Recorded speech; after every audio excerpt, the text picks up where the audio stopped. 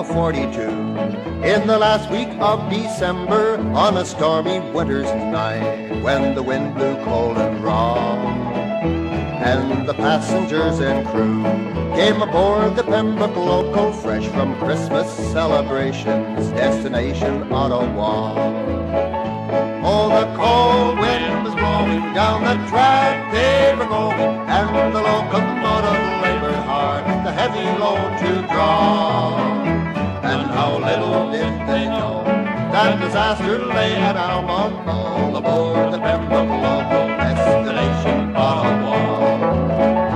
It's 100 miles or more from Ottawa to Pembroke, and the engineer was trying his best to make up time.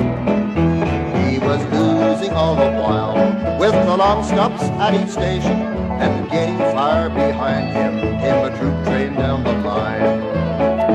Oh, the cold wind was blowing down the track they were going, and the locomotive labored hard, the heavy load to draw.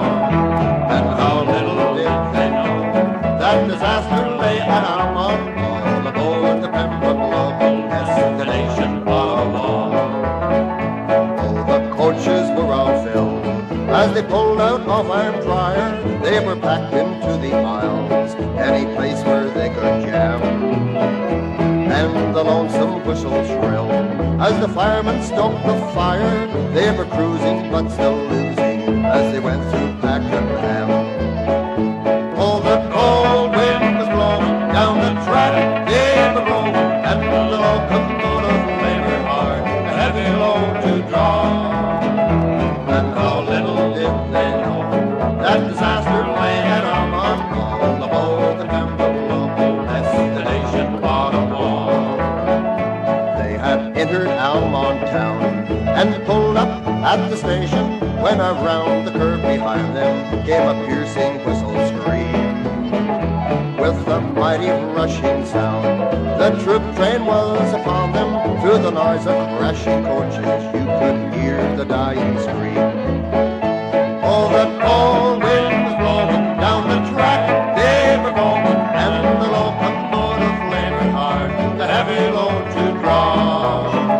And how little did they know that disaster lay at Almonte, all aboard the Pembroke Local, destination Ottawa. There were heroes made that night from courageous Almonte people, as they worked among the living, the dead and dying too.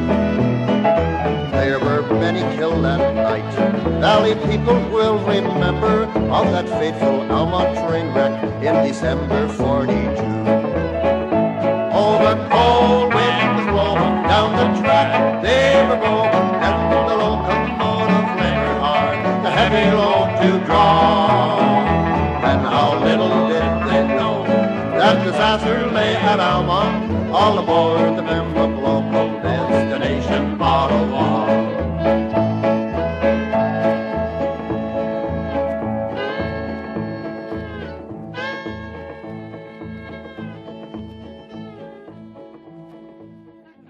Good evening, everyone. So nice to see so many friendly and familiar faces. Welcome, bonjour, Quay. My name's Jody Buchholz, and I'm the manager of our local immigration partnership of Lanark and Renfrew counties. I'm really pleased to be here this evening to open Sudden Impact, the Almonte train wreck of 1942 speaker series event. Tonight's presentation will be made by our very own Jamie Bramberger, who's written a book on the Ottawa Valley's worst disaster, a train crash that occurred during the middle of World War II, killing 38 people and injuring more than 150, when a troop train collided with a regular passenger train at the Almonte station. Before we welcome our special guest to formally introduce Jamie, we'd like to acknowledge that Algonquin College's Pembroke Waterfront campus is located on the unceded, unsurrendered territories of the Algonquin people, traditionally known as the Anishinaabe. The Algonquin people have inhabited and cared for these lands long before today. We take this time to show our gratitude and our respect for the Algonquin peoples and to the land for all it provides us. Trees to give us shade, water and food to sustain us, and paths to connect us. As a post-secondary institution, we feel the weight of this responsibility to help ensure that the next generations of land stewards are respectful and grateful for the bounty of this land in which we all live, work, play, and study. We will commit to learning how to be better stewards of this land in service to the people and animals who walk on it and who grace the skies and waters. We will commit to engaging with and learning about the history and the culture of the Algonquin peoples. We will foster reconciliation between the college community and the Algonquin peoples as we forge new paths ahead together for the mutual benefit of all of those who walk on them. Miigwech, thank you. Please join me in welcoming Ken Cuthbertson, a special guest, to introduce our speaker this evening. Some of you here tonight will recognize Ken, as we've been privileged on several occasions to feature Ken for this very speaker series. To explore his books, including 1945, The Year That Made Modern Canada, The Halifax Explosion, and his seventh and most recent book, Blood on the Coal, Spring Hill Mining Disaster. Ken began his work on his first book 30 years ago. The book was shortlisted for the Governor General's Literary Award in nonfiction category. Ken plugged away at his writing until 2014, when he retired from Queen's as the editor of Queen's University Alumni Magazine. That's when he began writing full-time. Please join me in welcoming Ken. Thank you, Jody. It's my pleasure and a real honor to be asked to introduce Jamie tonight. I've been lucky enough to know Jamie for about 8 years. As Jody mentioned, it was my pleasure to meet him back in 2017. I'd written that book on the Halifax explosion, and Jamie kindly invited me to take part in the wonderful speaker series for authors that he runs at the college. And I hasten to add here that the author series is, as far as I can tell, the best series of its kind in Canada, bar none. So Pembroke and the college are lucky to have that series. Jamie's Ottawa born and bred, as you probably know. And in addition to working full-time at his very demanding job at the college, he's like the ever-ready bunny. I mean, the guy never stops. When he's not in the office, he keeps busy as a sports broadcaster, and he's a top-notch one at that. If that's not enough, he's also a gifted writer. As you may know, Jamie is the author of a 2018 book on the history of the Pembroke Lumber Kings, that very storied junior team. And I'd be remiss to say if I didn't mention that he regularly writes articles for the Pembroke Observer. Now he's turned his energies to writing local history, and I think we're fortunate for it, because Jamie's a born storyteller. He has a keen eye for historical details, the kind that bring written words to life. And the proof is in the proverbial pudding. You can certainly see that in the new book that he's just written, Sudden Impact, the Almonte train wreck of 1942. And I'm happy to say that my copy arrived in my mailbox today. It was perfect timing for this evening. Jamie invested, I think, 4 years of research and writing in this meticulously researched book. It's carefully detailed account of one of the most traumatic disasters to befall Canada and Canadians on the home front during World War II. Jamie's masterfully woven together myriad loose ends in a haystack of historical information that his research has uncovered. The result is what I would call a haunting story of death and loss. It's also one of survival, courage, and endurance. And the echoes of that disaster reverberate in the community to this day. Sudden Impact undoubtedly is, and I think it will stand as a definitive account of that terrible accident and the events that happened afterwards. This is a book that I think deserves a spot on the bookshelf of anyone who has an interest in the history of the Ottawa Valley and of Canada's railways. That's enough for me. I know Jamie is ready and waiting keen to tell us more. And so without further ado, I'm delighted to turn things over to our author, my friend Jamie Bramberger.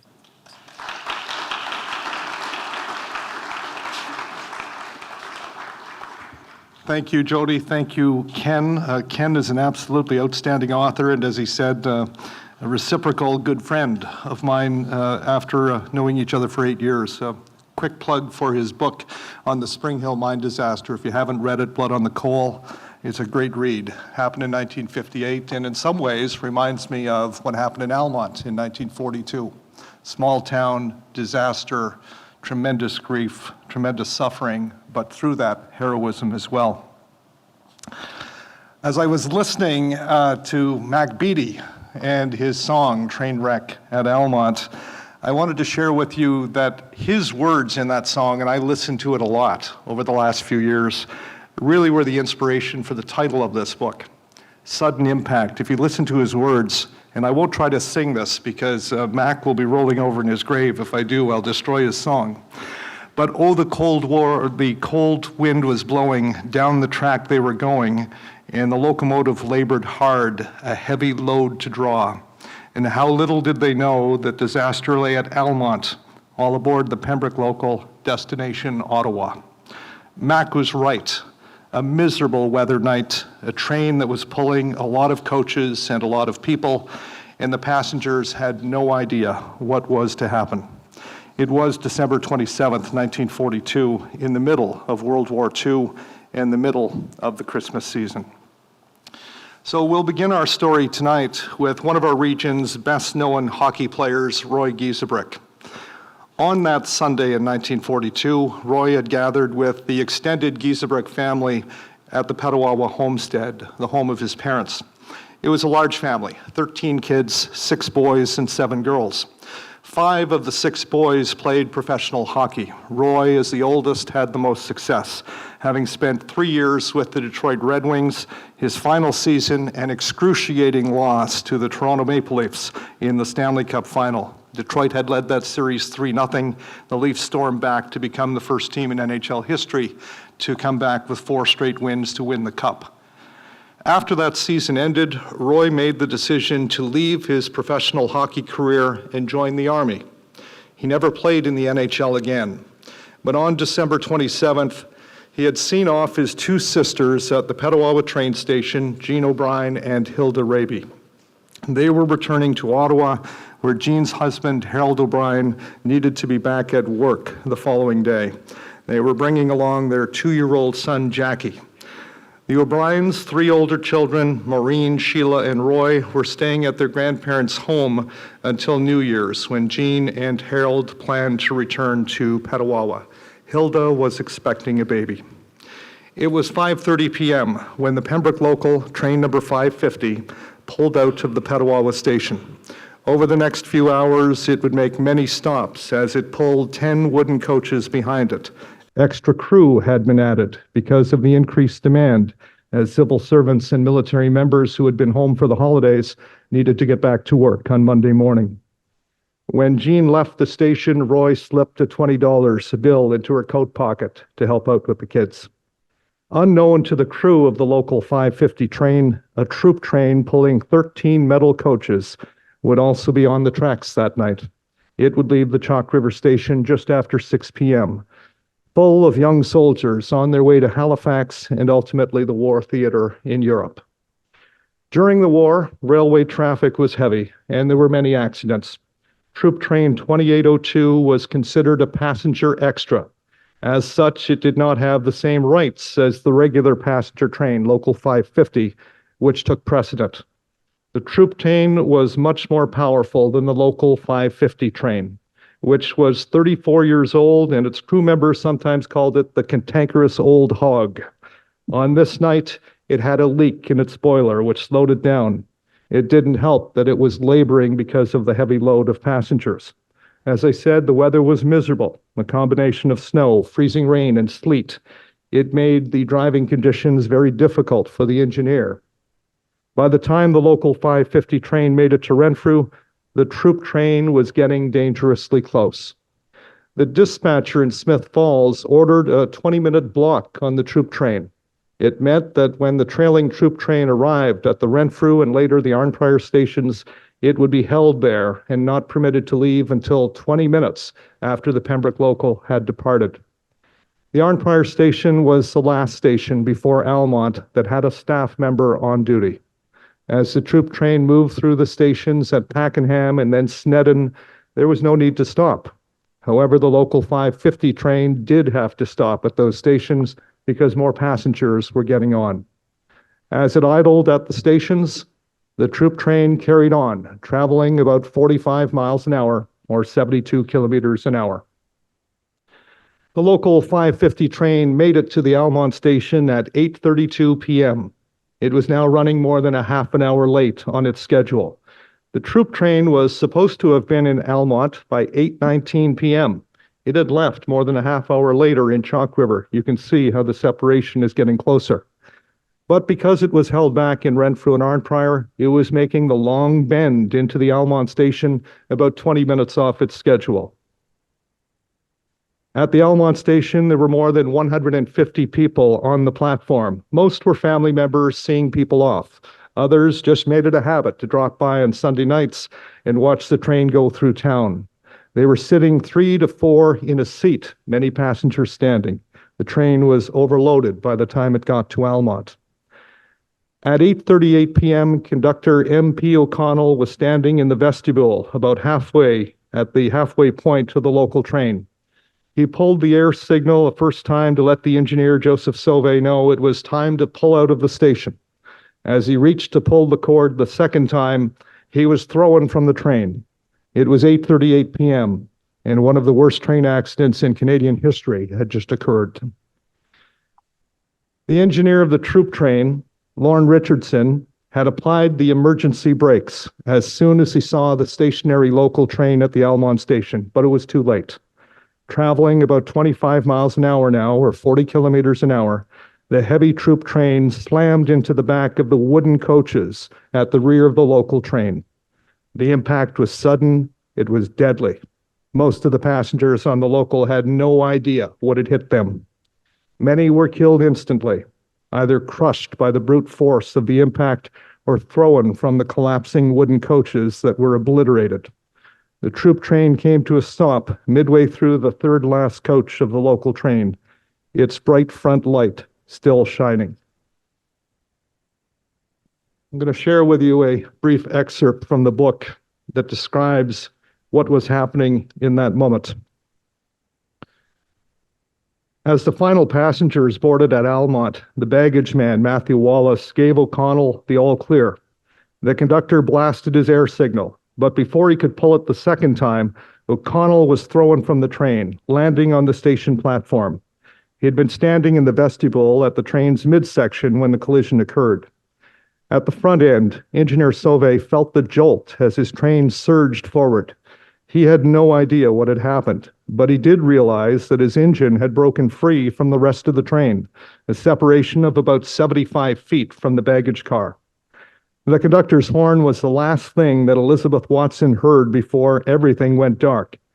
I had just stepped down from the train, she related to a reporter with the Ottawa Journal, when the other one hit. It was terrible, just like what I had seen in pictures of bombing raids. It was black everywhere. I was covered in debris and hardly knew what had happened. Lanark County Roads engineer John Reed was walking beside the stopped local train when he heard glass breaking, and then a young woman landed at his feet.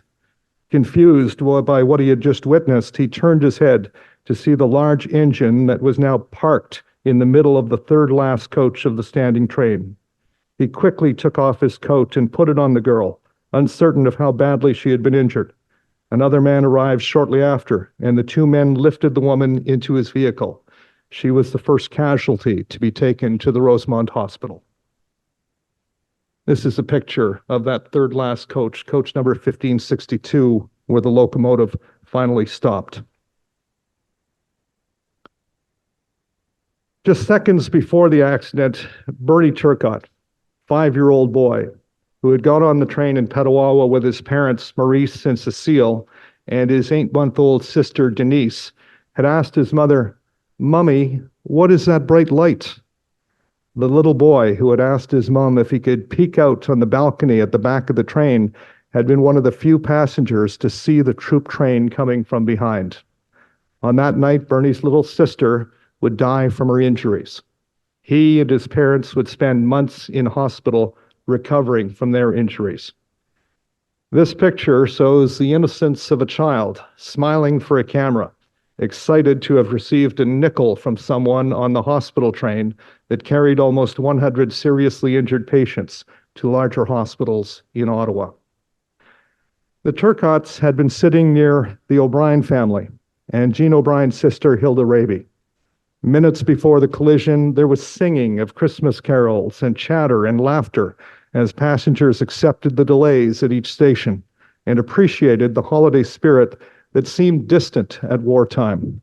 Many family members who were serving in the military were not at the Christmas table. There were rations and a blackout on outdoor Christmas lights.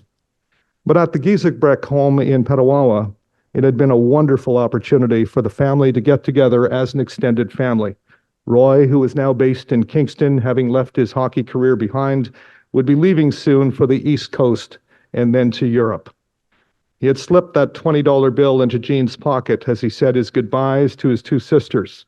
As the party atmosphere continued at the Giesecke home in Petawawa, word came of a terrible train wreck in Petawawa, or in Almonte.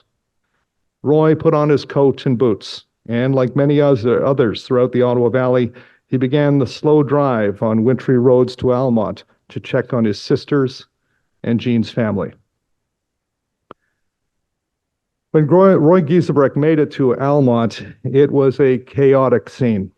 Dozens of patients were being taken by ambulances, trucks, cars to the nearby Rosemont Hospital.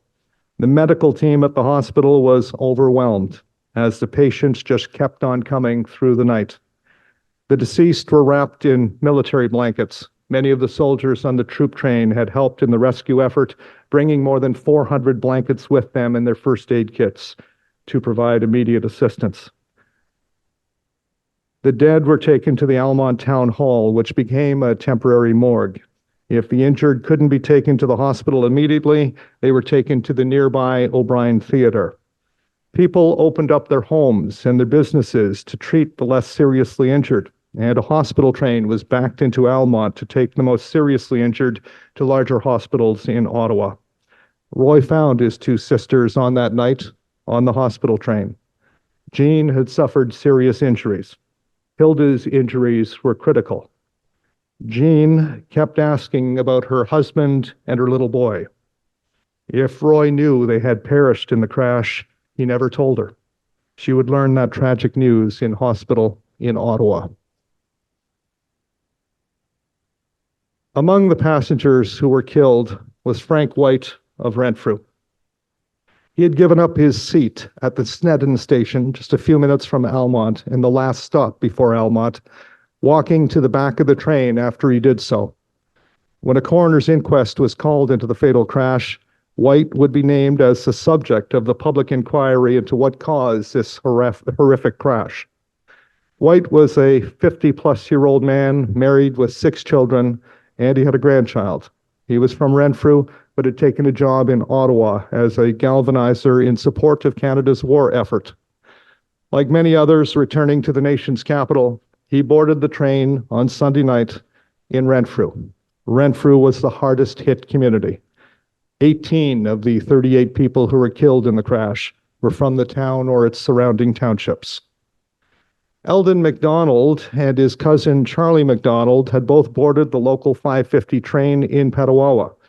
Both were from Chalk River. They were both serving in the military. Eldon based in Kingston, Charlie in Borden. Eldon had had a troubled life leading up to the accident. In January of 1939, he had driven a delivery truck over the railing on the Pembroke Street Bridge near the post office, what is now City Hall. He was seriously injured, and so too was a friend. 2 others who were in the truck were killed. Less than a year later, he had been involved in another serious accident near Point Alexander when his vehicle left the road and struck a rock cut. This accident again seriously injured 2 passengers, but Eldon was okay. He had just joined the Army in the summer of 1940, but he struggled. Both his physical and mental health were impacted. He had seen doctors, he had seen psychiatrists, but the Army refused to release him from his military duties. On the night of December 27th, 1942, both he and his cousin Charlie were alive when they were pulled from the train wreckage, but both died within a few hours. They were buried in the same cemetery in Chalk River with full military honors. I have a picture of Eldon's tombstone here because after his passing, his mother wrote National Defense requesting that her son be buried beside another son who had died in a car accident a few years ago. The request was to have Eldon's name engraved on the stone and forfeit the military's standard tombstone, which was used for any soldier killed while on duty. The Army did not permit this request. It was not a requirement, and leaving the family to pay for the engraving. 36 people died from the crash within 24 hours of the accident. 2 additional passengers succumbed to their injuries within the next 2 months. One of them was a young woman from Petawawa, Florence Rance. This is an absolutely beautiful portrait of Florence. She had given it to her family for Christmas in 1942. You can see her hand note in the bottom right corner of the photo. She too was a public servant in Ottawa and returning to her job. Florence was critically injured in the crash and not expected to survive, but likely because of her youth, she did make it through the critical first few days after the accident. She had improved enough to be scheduled for skin grafting surgery to help repair her body from punctures she had suffered in the crash. She went into shock during that operation and passed away. Joseph Roach was a railway man, and this is Joseph on his wedding day. He was a bridge builder and worked during the week in Belleville. He would come home on weekends to his family home in Renfrew, where he and his wife had 2 young sons. The holiday season was particularly special, as their youngest son, Bill, was turning 2 on Boxing Day. Wanting to spend as much time as possible with his family, Joseph elected to catch the Sunday night train out of Renfrew, and then switched to a connecting train in Carleton Place as he made his way back east to Belleville. He was near the back of the train, where most of the passengers who boarded at Renfrew had gone on board. He was critically injured in the crash and died after being transported to Ottawa on the hospital train.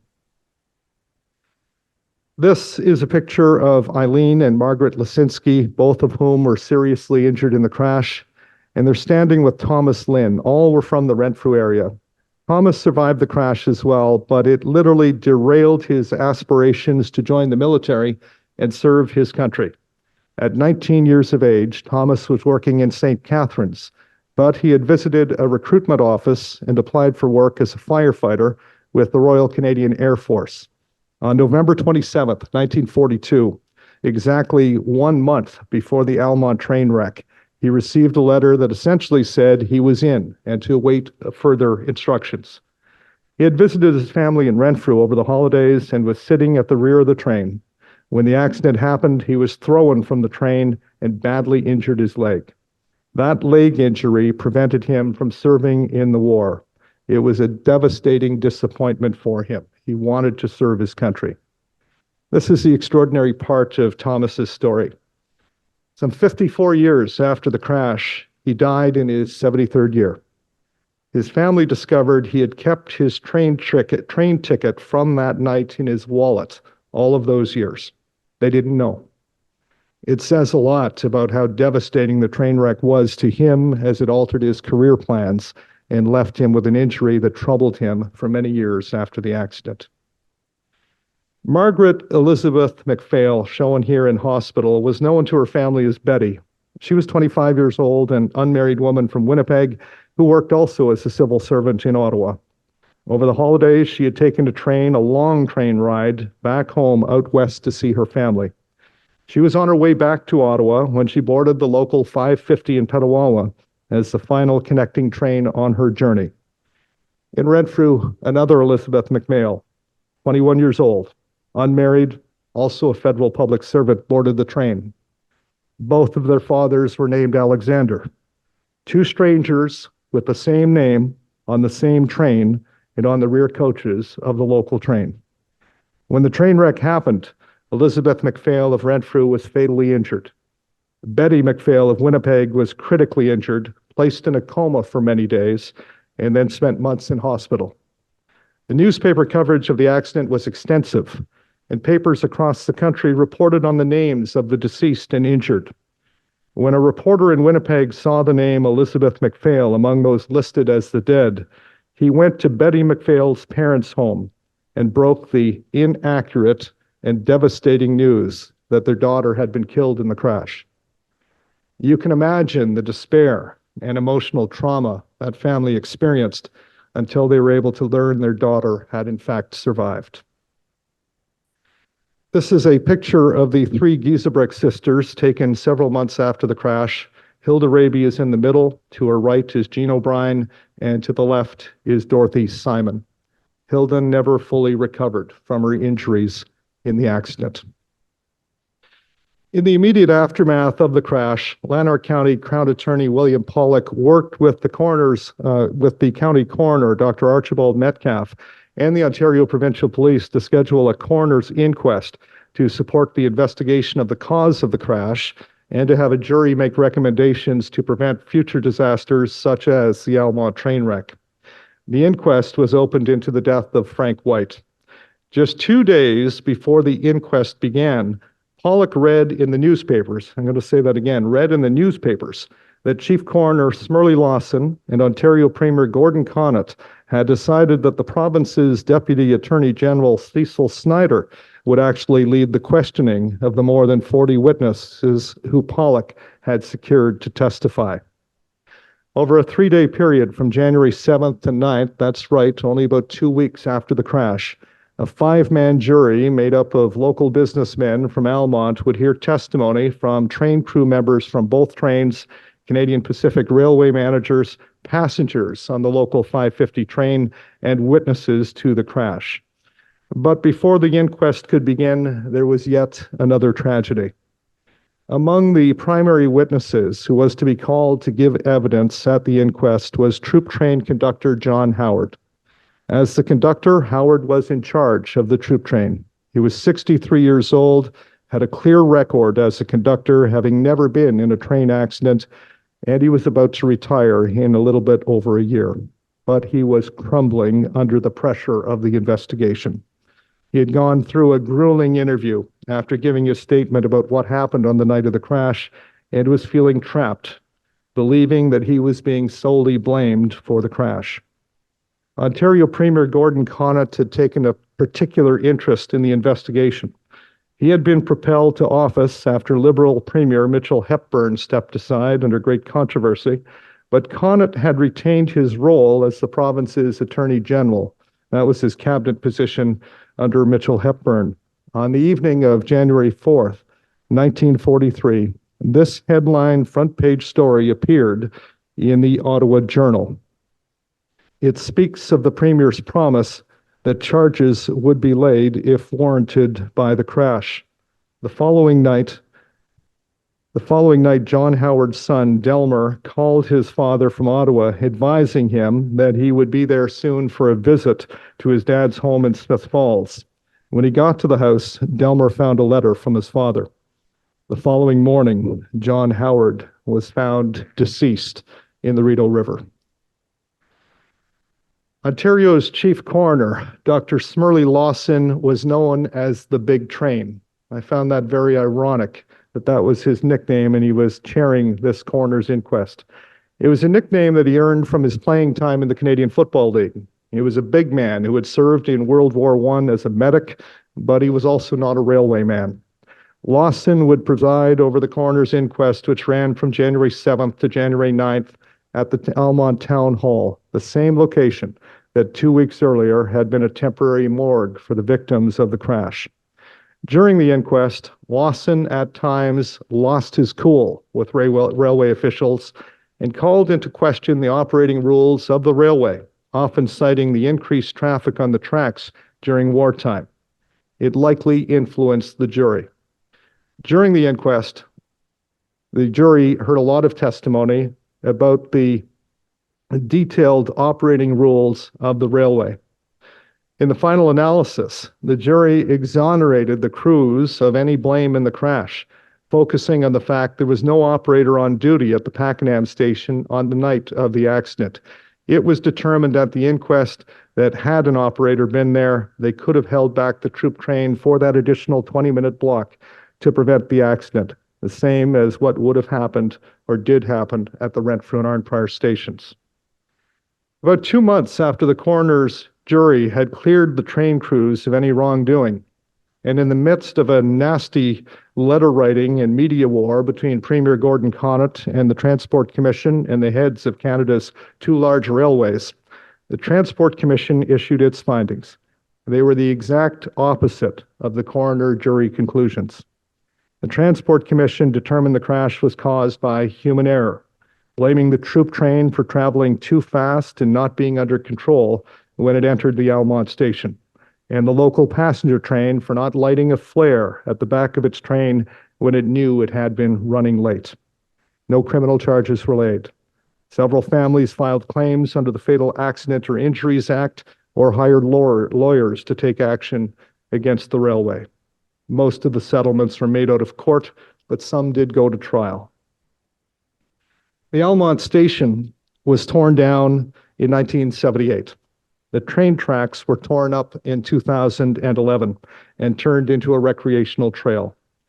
This is a picture looking back from where the train station once stood.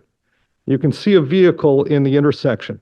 That is the approximate location of the sudden impact of the troop train and the local 550 passenger train. On the 70th anniversary of the crash, a small group of volunteers led an effort to memorialize the victims of the crash by placing 2 granite stones at the location of the accident. There are not many survivors of the crash still living. It was 81 years ago. This is a picture taken at the book launch yesterday with Gavin Leishman. He was 2.5 years old and riding the local train with his mother when the crash happened. Gavin told us yesterday he was too young to have any recollection of the crash, understandable given his young age. I wrote this book to ensure that this story is not forgotten. The Almonte train wreck of 1942 was the worst disaster in Ottawa Valley history. Thank you.